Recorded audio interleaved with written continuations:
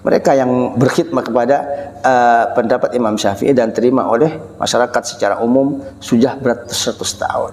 Maka apapun yang keluar dari Ibnu Hajar, dari Imam Romli, kita yakini bahwa itu adalah pendapat dan tidak keluar dari kaidah mazhab Imam Syafi'i. Meskipun Imam Syafi'i sendiri kita tidak menemukan dalam kitab beliau. Ini yang dimaksud. Kemudian selanjutnya, saya seperti yang telah saya sebut di awal, saya tidak akan membahas panjang lebar seperti konten yang kemarin, tapi saya ingin fokus dengan dua kitab, yaitu kitab Asy-Syajaratul Mubarakah kemudian Tahdzibul Ansab. Yang pertama Asy-Syajaratul Mubarakah. Kitab ini oleh pihak pengklaim bahwa nasab para habaib di Indonesia tidak terkonfirmasi. Diklaim bahwa kitab ini adalah karangan Abu Abdullah Muhammad bin Umar Al-Qurashi atau yang dikenal dengan Imam Al-Fakhrur Razi. Dari mana kitab ini muncul? Meskipun nisbatnya kepada Imam Fakhrur Razi, tapi kitab ini dicetak tahun-tahun kemarin, barusan. Asy-Syajaratul Mubarakah ini ditahqiq oleh seorang Syiah, yaitu Syed Mahdi Ar-Rajai. Ketika menyinggung biografi Al-Muallif halaman 12, beliau juga merasa aneh kenapa kitab ini dinisbatkan kepada Imam Fakhruddin Ar-Razi. Wa minal ajab anni lam a'sur ala dzikri ismil kitab fi ta'alifihi wa tasanifihi. Dan adalah sebuah keanehan, aku tidak pernah menemukan kitab ini disebut dari sebagian karangan dan tulisan Imam Fakhrur Razi. Kemudian beliau menceritakan bagaimana menemukan kitab ini. Ternyata semuanya adalah tokoh Syiah. Dan kitab ini dicetak di Qum, Iran, atau sekitar 156 km barat daya kota Teheran. Jadi ini termasuk dari selebaran Syiah, dan masuk akal ketika apalagi kita yang mentahqiq aja ini juga heran kenapa tidak disebut kitab Asy-Syajaratul Mubarakah ini dari sebagian karangan Imam Al-Fakhrur Razi. Pilih saja terjemah beliau atau biografi beliau dari karangan para ulama Sunni. Imam Subki dalam kitab Tabaqat Asy-Syafi'iyatul Kubra tidak menyebut kitab ini milik Fakhrur Razi. Padahal Imam Fakhrur Razi ini sudah merupakan imam yang sangat fenomenal dalam mazhab Ahlussunnah wal Jamaah. Beliau adalah pejuang mazhab Asy'ari, Syafi'i. Ini yang dimaksud. Mereka sering berdebat langsung dengan ahli falsafah dan kaum Mu'tazilah, pejuang mazhab Asy'ari dan dalam berhad Syafi'i dalam ilmu fikihnya. Jadi adalah sebuah keanehan ketika sekaliber Imam Subki, Imam Az-Zahabi, Imam As-Suyuti ketika menyinggung biografi Imam Fakhruddin Ar-Razi tidak ada dari satu pun mereka menyebut bahwa Asy-Syajaratul Mubarakah adalah kitab Fakhruddin Ar-Razi. Tidak ada. Padahal Imam Ad-Dawudi menyatakan bahwa Imam Fakhrur Razi ini waruziqa sa'adatan fi musannafatihi wa intasharat fil afaq wa aqbala an-nas 'ala al-istighal biha. Karangan Imam Fakhruddin Ar-Razi hampir mencapai 100 karangan. Dan Imam Ad-Dawudi mengomentari beliau diberikan anugerah melalui karangan-karangan beliau, Imam Fakhruddin Ar-Razi. Wa intasharat fil afaq, dan karangan tulisan Imam Fakhruddin Ar-Razi menyebar di segala penjuru dunia. Wastaghalan nas biha, dan kaum muslimin semua mempelajari karangan-karangan beliau, baik kitab-kitab yang besar seperti Tafsirul Kabir atau Fathul Ghaib atau As-Sut Taqdis, atau kitab-kitab yang kecil seperti risalah dalam ilmu qada wal dalam al-qada wal qadar dan semacamnya dan seterusnya. Jadi tidak mungkin seterkenal Imam Fakhruddin Ar-Razi kitabnya tidak disebut oleh para ulama Ahlussunnah wal Jamaah ketika menyinggung biografi beliau. Ini yang pertama. Kemudian kepincangan kedua di dalam kitab Asy-Syajaratul Mubarakah adalah disebutkan bahwa Imam Mahdi sudah dilahirkan. Imam Mahdi sudah dilahirkan dalam kitab Asy-Syajaratul Mubarakah. Kita tahu perbedaan Ahlussunnah wal Jamaah dan Syiah dalam Imam Mahdi. Ya, jadi ini merupakan perbedaan prinsip, bukan perbedaan furu'. Anehnya Imam Fakhruddin Ar-Razi yang pejuang mazhab Asy'ari dalam akidah Ahlussunnah wal Jamaah, kenapa bisa dalam kitabnya Asy'ariyatul Barakah menyatakan bahwa Imam Mahdi sudah dilahirkan? Bernama Muhammad ibn Hasan al-Askari. Ini adalah pendapat Rafidhah. Lagi-lagi kitab ini ditemukan oleh kalangan Syiah dan di dalamnya berisi pendapat yang merupakan prinsip Syiah. Kemudian kalau mau ditelusuri lagi, banyak kepincangan di dalamnya. Pihak pengklaim menyatakan bahwa nasab Habib di Indonesia perlu dikonfirmasi lagi dan tidak valid karena tidak menyebut datuk beliau Ubaidillah bin Ahmad ibn Isa al-Muhajir. Kalau ini dijadikan kaidah, ketika ada kitab tidak menyebut datuk sebuah turunan, maka kita juga bisa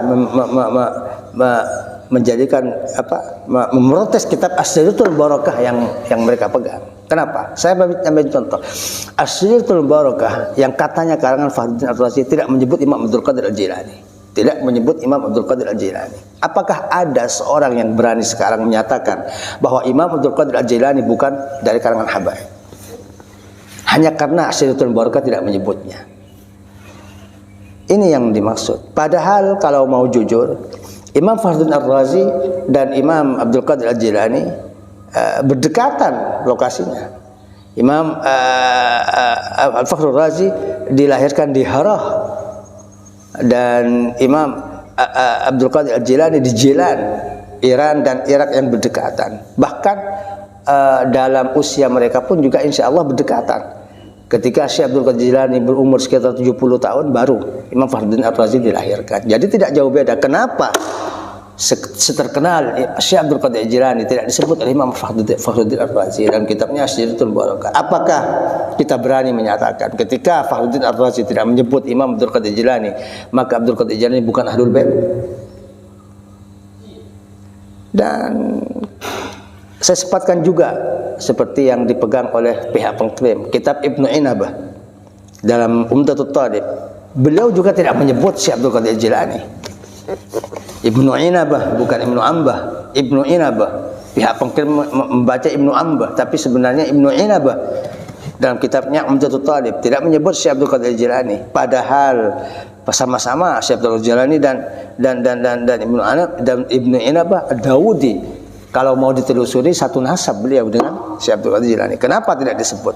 Apakah kita berani mengklaim bahwa tidak disebutnya Imam Abdul Qadir Al-Jilani dalam Asy'ariyatul Barakah dan kitab Umdatul Talib bahwa Imam Syekh Abdul Qadir Al-Jilani bukan Ahlul Bait? Jadi ini ada beberapa kaidah yang dilupakan oleh pihak pengklaim. Begini, seorang ulama yang tidak menyebut sebuah figur, ini bukan berarti figur yang tidak disebut ini tidak ada. Bukan berarti tidak ada. Bukan berarti tidak ada. Ada kaidah man hafizah hujjatun ala man lam yahfad. Seseorang yang menghafal ini bisa jadi dalil dan bukti kepada yang tidak menghafal. Ada kaidah lain. Al-musbit muqaddamun ala nafi. Seorang yang menetapkan didahulukan kepada yang meniadakan. Jadi tidak adanya satu figur dalam kitab nasab. Bisa jadi di kitab-kitab yang lain disebut dan disinggung. Jadi ini, kalau mau kita ambil contoh, baiklah. Salah satu yang terkenal dalam ilmu nasab, Muhammad An-Nafsuz Zakiyah.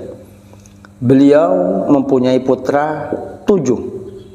Tapi yang masyhur dalam kitab Ansab hanya 6 putra beliau yang disebut oleh para ulama. 6. Padahal beliau punya 7 putra, yaitu Al-Qasim. Jarang disebut dalam kitab-kitab nasab. Muhammad An-Nafsuz Zakiyah. Ini adalah contoh kecil bagaimana sebenarnya kita jangan keburu ketika menemukan satu figur tidak disebutkan dalam sebuah kitab, maka kita langsung menyatakan ini tidak valid dan semacamnya dan seterusnya. Ini yang pertama terkait dengan kitab Asy'ariyatul Barakah. Kemudian kita pindah ke kitab yang kedua, yaitu kitab Tahdhibul Ansab wa Nihayatul Aqab karangan Abul Hasan Muhammad bin Abi Ja'far Al-Ubaidili, yang katanya tidak menyebut Imam Ubaidillah adalah putra Imam Ahmad ibn Isa al-Muhajir. Yang pertama, tidak disebutkannya Imam Ubaidillah atau Imam Abdullah dalam kitab Tahdhibul Ansab. Ini terpatahkan oleh penyebutan ulama yang sangat terkenal, yaitu Al-Imam Sayyid Muhammad Murtadha Az-Zabidi yang wafat pada tahun 1205. Dalam kitabnya Ar-Rawdul Jalil fi Nasabi Bani Alawi halaman 121 beliau menyatakan, mungkin tidak usah diterangkan siapa Murtadha Az-Zabidi yang menyarahi kitab Ihya Ulumuddin Imam Ghazali dan punya kitab Tajul Arus, syarahnya kitab Al-Qamus Imam Ahlus Sunnah wal Jamaah. Terserah beliau muncul abad keberapa, tapi daripada pendapat-pendapat Syiah, kita tentunya lebih mempercayai beliau Al-Imam Sayyid Muhammad Murtadha Az-Zabidi. Dalam kitabnya Ar-Rawdul Jali fi Nasabi Bani Alawi, beliau menyatakan wa fihi qala hijratu Ahmad ibn Isa al-Muhajir qala Syekh Asy-Syaraf al-Ubaidili. Ini punya kitab yang punya kitab Tahdhibul Ansab. Hajar Syarif Ahmad ibn Isa an-Naqib min al-Madinah ila al-Basrah fil ushur ats-tsaniyah min al-qarn ar-rabi' al-Hijri. Berpindah Syarif Ahmad ibn Isa an-Naqib dari Madinah ke Basrah dalam paruh perpuluhan kedua di abad ke-14 Hijriah. Wa kharaja minha huwa wa waladuhu Abdullah ila al-Masyriq. Dan keluar dari Basrah dia, Imam Ahmad ibn Isa an-Naqib, dan putra dia dan putra beliau Abdullah ke timur. Wa alqa asat tisyar fil Yaman. Dan beliau meletakkan tongkat perjalanan beliau, pengembaraan beliau di Yaman. Wastaqarra fi Hadramut, dan beliau akhirnya menetap di Hadramut. Ini yang ditulis oleh Muhammad Murtadha Az-Zabidi, Imam Sayyid Muhammad Murtadha Az-Zabidi dalam kitabnya Ar-Rawdul Jali. Ada pihak yang menyatakan bahwa Ar-Rawdul Jali yang mereka punya tidak terdapat kalimat ini. Setelah saya telusuri, perlu diketahui oleh para pemirsa bahwa kitab Ar-Rawdul Jali ini dicetak dalam dua versi. Yang pertama adalah cetakan Darul Fath Mesir, dan pentahkiknya adalah Sunni Muhammad Abu Bakar Badib. Yang kedua cetakan Dar Kinan yang dimiliki pihak pengklaim yang menafikan kalimat tadi, bahwa Imam Asy-Syaraf Al-Ubaidili tidak menyatakan dalam kitabnya bahwa Ahmad ibn Isa hijrah dengan putranya Ubaidillah. Ternyata setelah saya telusuri, pihak pengklaim mempunyai cetakan yang lebih lama memang, tapi cetakan Syiah, Dar Kinan milik Syiah di Suriah, dan pentahkiknya adalah Arif Ahmad Abdul Ghani, bukan dari kalangan Sunni. Ahmad Abdul Ghani, Arif Ahmad Abdul Ghani juga dalam situs nasional Syiah Al-Kafil, Anda bisa cek sendiri, dinyatakan bahwa Ahmad Arif Ahmad Abdul Ghani yusbit wiladat al-Mahdi alaihissalam. Ditulis, dibahas di chatting internasional Syiah, situs Syiah yaitu Al-Kafil, bahwa pentahking kitab yang dipegang oleh pihak pengklaim dari Kiran, bahwa dia punya pendapat Imam Mahdi sudah lahir. Lagi-lagi ini bertentangan prinsip dengan Ahlus Sunnah wal Jamaah. Dan setelah saya telusuri, ternyata halaman 30 ini kosong. Bagaimana mungkin pihak pengklaim menemukan bahwa Syekh Asy-Syaraf Al-Ubaidili ini menyatakan bahwa Syekh Ahmad Isa an-Naqib mempunyai putra Ubaidillah ketika kitabnya sudah dihapus oleh kalangan Syiah. Pada halaman 30 kosong dan dihapus. Di situ sejarah Imam Ahmad al-Muhajir dan putra beliau Imam Abdullah. Padahal di Darul Fath yang ditahqiq oleh Muhammad Abu Bakar Badib, ini sangat jelas bahwa Asy-Syaraf Al-Ubaidili yang punya kitab Tahdhibul Ansab tadi menyatakan bahwa ketika merekam sejarah hijrahnya Ahmad ibn Isa al-Muhajir, beliau bersama putranya yang bernama Abdullah. Padahal Apa yang kurang, yang kita ragukan? Ketika ada pakar dari golongan kita Ahlussunnah wal Jamaah yang menyatakan bahwa Ahmad ibn Isa punya putra yang bernama Abdullah. Di samping Muhammad Murtada Az-Zabidi adalah marji atau seorang yang terpercaya dari kalangan ulama dalam ilmu nasab. Abdul Hayy Al-Hafidh, Al-Imam Abdul Hayy Al-Hafidh, Al-Imam Al-Hafidh Abdul Hayy Al-Kittani dalam kitab Fahrasil Faharis juz 1 halaman 528 mengomentari siapa Muhammad Murtada Az-Zabidi. Kana an-nas yarhalun ilaihi wa yukatibunahu li tahriri ansabihim wa tashihiha min al-masyriq ila al-maghrib. Jadi beliau didatangi oleh masyarakat umum dari segala penjuru, dan kaum muslimin menyurati beliau untuk menanyakan tentang hal-hal yang berkaitan dengan nasab dari penjuru timur sampai penjuru barat. Ini sebutan Al-Imam Abdul Hayy Al-Kittani rahimahullah taala ketika mengomentari siapa Muhammad Murtada Az-Zabidi. Kemudian beliau mendapatkan julukan nasabah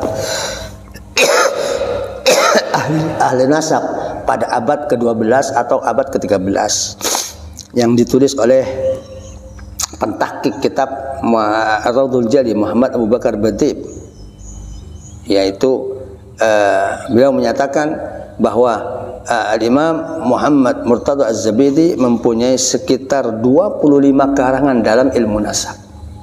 Apa yang diragukan? Yang menyebutkan bahwa Ahmad ibn Isa punya putra bernama Abdullah adalah Muhammad Murtada Az-Zabidi, Al-Imam As-Sayyid Muhammad Murtada Az-Zabidi. Beliau Sunni, beliau punya gelar nasabah, dan beliau sudah diakui oleh para ulama. Ini yang pertama. Jadi sekarang kita cuma bisa milih, mau dua pilihan, mau percaya ke Imam Muhammad Murtada Az-Zabidi atau pentahqiq Ar-Raudhul Jali yang dari Syiah Arif Ahmad Abdul Ghani yang menghapus sekitar 1 halaman tentang cerita Imam Muhajir. Pilihannya tergantung pada pemirsa semuanya. Ini yang pertama. Kemudian yang kedua,